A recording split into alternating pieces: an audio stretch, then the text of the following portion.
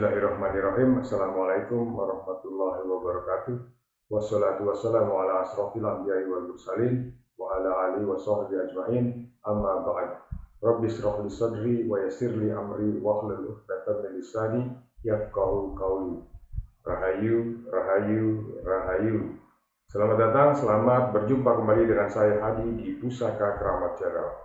Pada kesempatan yang berbahagia ini, saya akan mengangkat tema apa sih manfaatnya memiliki keris, serta bagaimana cara kita memanfaatkan energi keris atau pusaka-pusaka yang kita miliki. Nah, seperti apa ulasannya? Ikuti terus sampai habis. Go!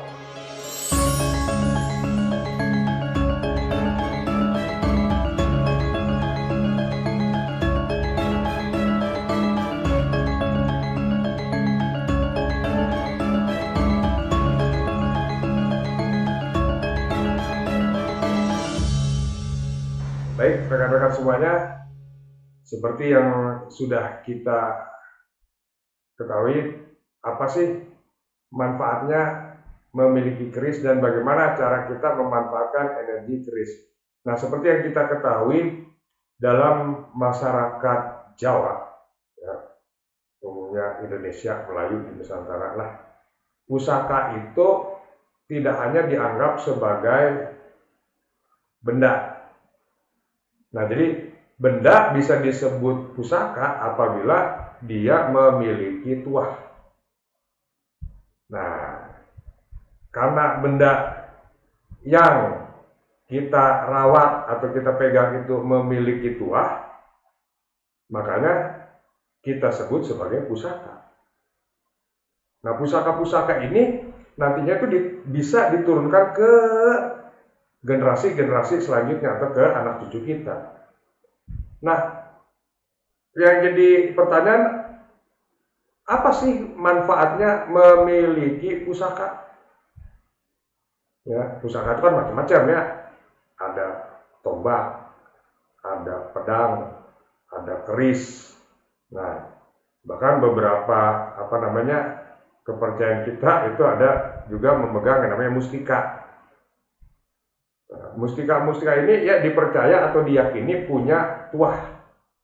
Nah, termasuk juga keris ya, atau pusaka, tombak, pedang dan lain sebagainya. Utamanya tinggalan-tinggalan dari leluhur-leluhur kita. Nah, yang mau kita tahu manfaatnya apa? Terus korelasinya di zaman sekarang ini apa? Apakah dia tuahnya sama seperti pada saat dulu, di zaman dahulu, ya, gitu. Apakah kita zaman sekarang, apakah masih pantas kita itu artinya ngagem, jadi piandal, jadi andalan gitu, masih pantas nggak? Nah, di sini saya mau sharing tentang pengalaman pribadi, ya. Ini sekedar saya sharing, jadi membuka cakrawala, membuka wawasan bahwasanya dalam kita berpusaka, jadi tidak melulu artinya membahas seputaran fisik saja. Nah, jadi yang dirasa oleh saya pribadi manfaatnya, ya, saya merasakan itu kehidupan saya lebih baik. Terlepas itu dari masalah tersugesti atau tidak. Jadi kehidupan saya lebih baik. Nah, lebih baik itu ya dari sisi spiritual maupun dari sisi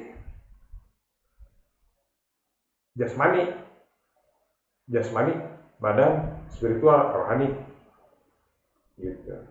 Nah, di jasmani di mana? Ya tentunya dalam hal peningkatan ekonomi. Gitu. Ya, dalam hal peningkatan ekonomi. Itu kita bisa merasakan manfaat dari si pusaka itu tadi.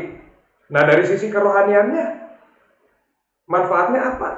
Manfaatnya adalah kita lebih terbangun secara spiritual, lebih termotivasi. Logikanya begini, kalau kita diberikan kelebihan rizki ya oleh Allah Subhanahu wa Ta'ala, oleh Tuhan Yang Maha Esa, sok alangkah kurang ajarnya kamu jika kamu tidak bersyukur dengan apa yang telah diberikan oleh Yang Maha Kuasa. Nah, ketika kita merasakan adanya peningkatan dari sisi materi, ya, tentu kan makan kita jadi lebih terjamin, kesehatan kita jadi lebih terjamin, ya, taraf hidup kita lebih terjamin. Nah, otomatis kalau kita merasa tadinya orang kita yang tertekan, terus kita jadi mendapatkan taraf yang lebih, kan pasti sebagai hamba Tuhan, ya, sebagai hamba Tuhan tentu kita wajib bersyukur.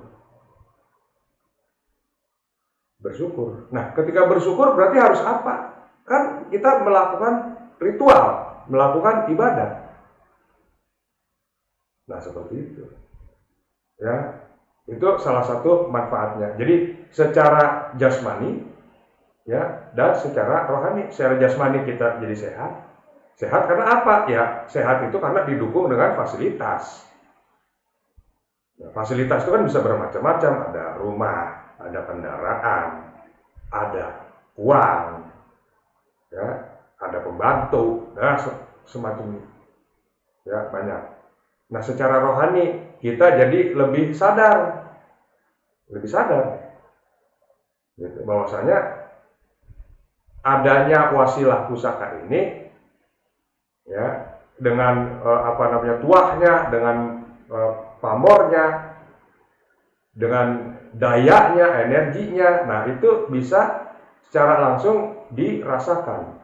Nah, merasakan manfaatnya ini bisa cepat, bisa lambat, tergantung wadah daripada si orang tersebut.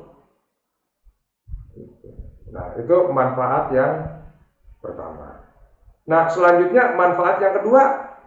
Manfaat yang kedua itu kita jadi lebih merasakan tenang, ya. Karena apa? Kita meyakini setiap benda yang bertuah itu ada unsur proteksi. Nah, ada unsur perlindungan. Taunya dari mana? Ya, perlindungan dalam artian begini. Suatu ketika kita punya pengalaman, ada orang datang kepada kita. Dia mau berbuat jahat kepada kita, ya, mau nipu lah istilahnya. Itu saya alami. Jadi ceritanya ada orang ngaku dari luar negeri, dia pengen berinvestasi di usaha saya. Tapi saya sudah bisa membaca, ini dari awal orang ini nipu. Nah, seperti itu. Jadi intuisi kita lebih cepat terbangun. Nah, ini kan ada pusaka yang memproteksi, ya. Pusaka yang tuahnya proteksi. Melindungi lah agar kita itu tidak dicilakai oleh orang. Ya. Artinya punya tuah sebagai tolak bala. Nah, itu salah satu manfaatnya. Jadi kita diberikan perlindungan, ya, oleh Allah Subhanahu wa taala yang menggerakkan energi di pusaka itu agar membackup kita. Supaya kita terhindar dari mara bahaya. Ya, macam-macam, ya, mara bahaya tuh, ya, misalnya amit nih eksidental di jalan. Ada orang mau nipu, mau makan duit kita. Nah, dengan adanya sarana pusaka itu dia nge-backup tuh. Nah, tentu di sini saya bicara bukan yang disebut kategori sebagai pusaka, bukan cuma sekedar artinya benda yang biasa-biasa aja, tapi memang kategorinya dia pusaka. Yang seperti apa? Nah, silakan lihat, ya, di video saya yang lalu. Pusaka itu yang bagaimana? Jadi, ya, kenapa bisa disebut pusaka? Karena bisanya disebut pusaka karena ada semacam ritual yang dilakukan oleh si pembuatnya dulu. Gitu. Ada ritual atau lelakon atau suatu kegiatan yang dilakukan oleh pembuatnya agar benda tersebut bisa bermanfaat, tidak hanya sebagai wujud benda, ya, tidak hanya sebagai wujud benda saja, tapi dia bisa membackup secara spiritual. Nah, kalau zaman dulu kan pusaka semodel begini dibuat lebih banyak untuk ke proteksi, karena dari era, katakanlah nih, dari kerajaan-kerajaan kita zaman dulu ya, baik itu ada Pajajaran, baik itu Singosari, Galuh, baik sampai Majapahit, sampai turun ke Demak, Mataram, Pajang, Mataram, terus sampai ke zaman VOC, perang aja kejadiannya. Coba aja, perang, raja ini mimpin perang, pemberontakan, sampai tahun 1825-1830 perang. Makanya dulu Sang Empu menciptakan, ya, pusaka yang rata-rata tujuannya untuk memproteksi, biar selamat. Nah, kalau udah selamat, ya, sehat, baru ditingkatkan ekonominya, kesejahteraan, kemakmuran. Nah, gitu. Ini berlaku untuk semua kalangan, dari kalangan raja sampai kalangan rakyat. Ya, rata-rata yang ngagem atau megang pusaka itu pasti tujuannya untuk keselamatan dulu. Gitu. Setelah selamat baru dibangun ekonominya, ya, untuk sejahtera. Nah, berbicara masalah manfaat pusaka, tentu tidak asik kalau kita tidak dibarengi dengan pusaka. Nah, ini sama saya sekarang ada ini, ya, sosok pusaka. Nih, sosok pusaka ini berwarangka Beranggah Jogja, ya, berwarangka Beranggah Jogja. Tuh. Pendoknya juga bagus, ya. Ini istilahnya apa? Pendoknya, dedernya juga sesuai. Nah, jadi kalau rekan-rekan udah kelihatan ini ada kuning-kuningnya, ya. Nah, ini pusakanya seperti apa? Ayo kita lihat sama-sama. Nanti kita bahas sekalian ini manfaat dari pusaka ini tuh untuk apa. Ya, kayak bismillahirrahmanirrahim. Nah,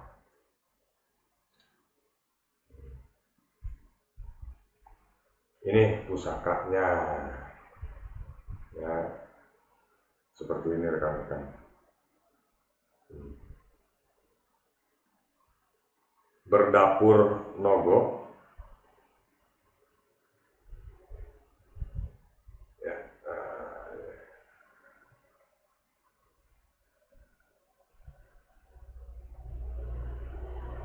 nah, ini adalah dapur Nogo. Bisa dikatakan ini dapur Nogorojo atau Nogososro. Ya, ini ada rusaknya. Biasanya kalau ada rusak itu Nogososro. Nah, gitu. Sama seperti kemarin Nogososro, ini juga Nogososro. Nah, seperti ini. Nah, ini insya Allah eranya era Sultan Agung. Nah, ya.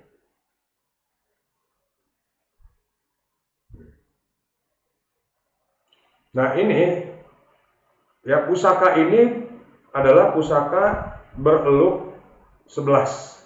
1, 2, 3, 4, 5. 5 kali 2 tambah 1 bereluk 11. Nah, dia mempunyai kinatah, ya, seperti ini. Berkinatah. Dengan pamor, insya Allah ini pendaringan kebak lah. Karena full bilah. Bolak-balik ini pendaringan kebak. Nah,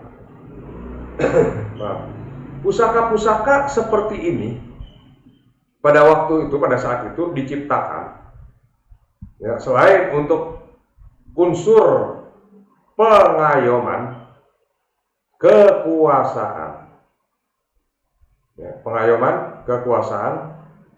dan juga ini mempunyai sifat welas asih.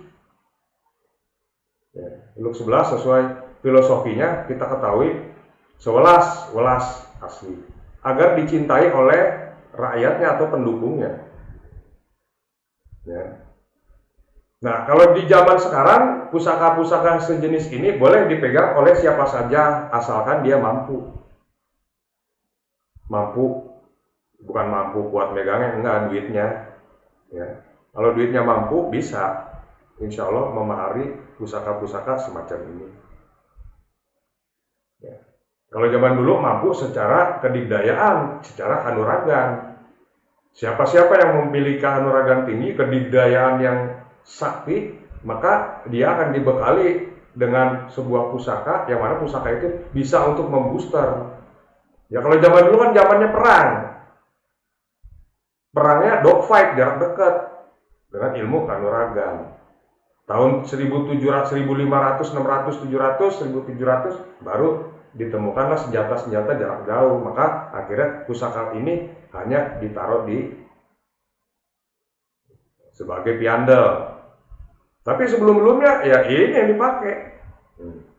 Nah, tapi apakah pusaka seperti ini itu dipakai untuk dogfight? Tidak. Ini lebih kepada simbolis. Nah, kan seperti yang mungkin rekan-rekan lebih tahu ya, yang udah ratusan tahun atau ribuan tahun berkecimpung di bidang pusaka, bahwasanya pusaka-pusaka yang kelas-kelas seperti ini itu hanya dijadikan sebagai simbolis.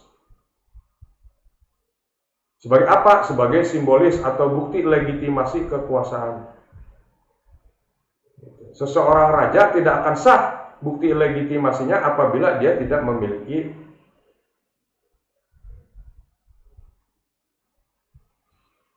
begitu rekan-rekan ya. Jadi terus kita apa nih manfaatnya pusaka ini, tuahnya? Kalau buat seorang raja, manfaat atau tuah daripada pusaka ini tentunya membackup ke dalam urusan-urusannya. Iya, urusannya benar. Urusannya apa? Salah satunya adalah melindungi rakyatnya atau daerah kekuasaannya agar tidak terganggu oleh infiltrasi asing atau pihak dari musuh pemberontak. Nih. Nah, selanjutnya apa? Mensejahterakan daripada rakyatnya, kerajaannya, menaungi, melindungi seluruh area kekuasaannya. Makanya simbolnya ini. Bikin makmur, membuat makmur seluruh penghuni kerajaannya, seluruh negerinya. Di samping juga ada unsur wibawa. Ya kalau zaman dulu bisa megang begini emas semua. Emas semua ini. Bisa megang seperti ini kalau bukannya raja, nggak mungkin. Ya. Raja atau kerabatnya lah. Seperti ini. Ya. Jadi pusaka semacam ini selain yang tadi tuah utamanya, ya, juga sebagai unsur kewibawaan, kerejekian, kemakmuran. Nah, filosofi Nogo itu adalah ya seperti yang rekan-rekan sudah tahu, Nogo atau ular. Nah, ular itu kalau makan kan gede, blek, sekali makan ular tuh gede. Nah, gitu. Nah, diharapkan. Nah, kalau makan gede, blek, kan kalau kita dapat duit gede, kira-kira kita bisa liburan, bisa off kerja dulu. Kalau buat saya sebagai pengusaha, pengangguran, banyak usaha. Ya. Kalau dapat duit gede, udah, saya kan tidak terikat oleh kontrak, tidak terikat oleh jam kerja. Saya bisa mengadakan liburan sendiri, gitu. Ya. Nah, filosofinya naga itu harapannya begitu. Jadi kalau makan, gede, udah, dia kan habis makan sekali, udah. Nah, terus bagaimana kita memanfaatkan ini? Memanfaatkan pusaka-pusaka yang kelasnya seperti ini. Ya tentu kalau kita mau memanfaatkan energinya, memanfaat daya lindunginya, ya kita ikat dulu. Ya kalau baru dapat langsung, belum kita satuin energinya mana bisa. Gitu, ya. Banyak orang datang ke saya, Pak Haji, saya punya ini, harapannya kan biar bisa ini. Ya kalau nggak diikat dulu, energinya nggak disatuin sama kita, ya sama aja. Istilahnya mobil kagak ada kuncinya, kagak ada bensinnya, bagaimana mau bisa jalan? Ya kuncinya itu bisa untuk on off-nya. Bensinnya itu ya kalau di pusaka, kalau untuk ukuran saya itu sesajennya. Sesajen. Ya, entah itu kembang, entah itu minyak wangi, entah itu kemenyan, entah itu dupa. Itu disajenin. Ini kalau menurut saya. Rekan-rekan semua mau menjalankan boleh, enggak juga enggak apa-apa ya. Itu kan pilihan. Saya cuma sharing cerita pengalaman. Dijadikan pokok boleh, silakan. Enggak dijadikan sekedar buka wawasan, enggak apa-apa. Gitu. Jadi kalau saya menganggap yang namanya pusaka itu harus ada tuah. Harus ada tuah, harus ada manfaatnya. Dan kita sebagai pemiliknya harus bisa memanfaatkan energinya. Disadari atau tidak. Nah, itu namanya pusaka. Jadi kalau dia tidak bisa dimanfaatkan energinya, ya hanya sekadar sebagai benda seni saja. Ya ngapain beli mahal-mahal, artinya memahari ini sampai puluhan juta, buat apa kalau saya? Mendingan gua beli, ya punten ini Maya, yang pengrajin aja, suruh bikin yang mirip begini. Bisa banyak. Tapi kalau yang namanya kelasnya pusaka, ya harus ada terjadi dengan si pemiliknya. Kalau mau jadi orang kaya, ya jadi orang kaya. Ya ini sudah simbolnya begini, kalau lu masih miskin-miskin juga mah ya kebangetan namanya. Mohon maaf ya. Ini saya berbagi. Nah kalau udah megang beginian, lu masih artinya taraf hidup Anda masih taraf hidup perkara masih di bawah garis kemiskinan, ya berarti kan ininya nggak keluar manfaatnya atau tuah angsarnya. Gitu. Ya, jadi kembali lagi, jadi manfaatnya memiliki pusaka itu salah satunya itu. Jadi membantu kita dari sisi jasmani. Jasmani itu tadi meningkatnya taraf hidup. Kedua dari sisi rohani, kerohanian seperti itu. Ya, ini saya masukin dulu. Secara rohani kita bisa lebih mendekatkan diri kepada Allah Subhanahu wa taala, kepada Tuhan yang Maha Esa. Ya logikanya kalau kita lebih mendekatkan diri, masa iya kita mohon minta nggak dikasih, pasti dikasih lah. Begitu. Nah, terus cara memanfaatnya bagaimana? Cara memanfaatkannya sih ini tadi energinya itu kita setelah kita ikat, ya kita lakukan ritual. Ritual itu apa? Ya itu tadi kita isi bensinnya. Kalau motor atau kendaraan isi bensinnya. Kalau sekarang udah eranya udah era kendaraan listrik, ya kita cas. Ya. Nah kita kasih makannya apa? Bensinnya kita isi. Ya itu kembang itu tadi, ada kemenyan, ada dupa, ada naon deui tah. Kembang, kemenyan, dupa, wewangian. Ya, kalau kita menganggap benda ini adalah sebagai pusaka, ya kita harus meyakini di dalamnya ada itu. Nggak usah yang apa namanya, nggak usah pusaka lah, gitu. Ini aja nih. Ini ada manfaatnya, ada apa? Bisa melihat tahu waktu. Seperti itu, apalagi golongan pusaka. Nah, memanfaatkannya itu tadi. Setelah kita mengetahui rahasianya, kuncinya, maka kita sugestikan. Ya, kita sugestikan untuk hajat kita. Hajat kitanya apa? Mau jadi kaya, ya kaya. Mohon minta sama Allah, ya Allah, ya Tuhanku, yang maha besar, yang maha agung, gerakan energi yang di dalam pusaka ini untuk membantu saya supaya cepat jadi orang kaya. Supaya cepat jadi apa maunya. cepat hajatnya. Ya. Kita doa, mohon, minta. Begitu. Dengan sarana pusaka ini bisa hajat kita jadi tercapai. Doa, mohon, minta, tetap. Syariatnya mah doa dengan wasilah pusaka ini tadi. Begitu cara memanfaatkannya. Kita mohon minta, ya Allah, ya Tuhanku yang maha besar yang maha agung, mohon aku minta ya Allah dengan wasilah pusaka ini, saya minta, ya Allah gerakan energi yang ada di dalamnya untuk membantu saya. Ya tentu yang sudah artinya dibuka kuncinya. Kan setiap pusaka ini pasti ada passwordnya. Ya, boleh silakan tanya mau kemana juga. Pasti. Mau menundukkan seseorang, misal kita mau menundukkan seseorang, perempuan misalnya lawan jenis, pakai apa? Ajian. Pakai ajiannya apa? Yaitu kuncinya. Ajian semar mesem, ajian jarang goyang, ajian tergiling, ajian macam-macam ajian. Nah itu kan mesti kita beli, mesti kita baca, mesti kita dahar, mesti kita dawam. Sehingga ketika ini dibacakan mantranya, dia bereaksi, keluar energinya membantu kita.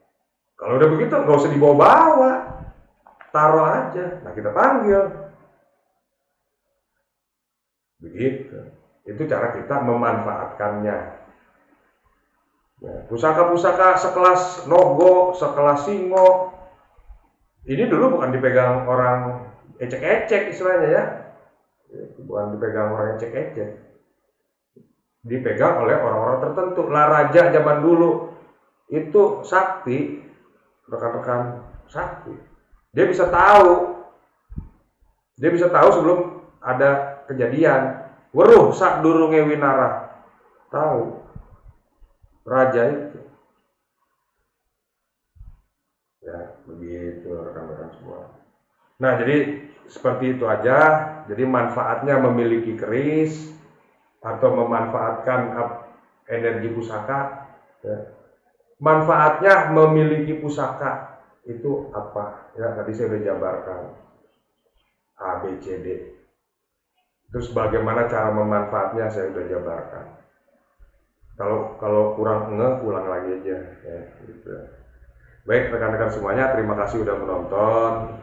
Buat rekan-rekan yang baru sampai di channel saya ini, ya mohon saya kesediaannya untuk menekan tombol like and subscribe serta share ke alam semesta, ya mau alam kuburan, alam goib, alam malakut, alam azra sono, dan share juga ke rekan-rekan ya, baik itu tukang bakso, tukang somai, tukang ojek, siapa aja dah, di share ya.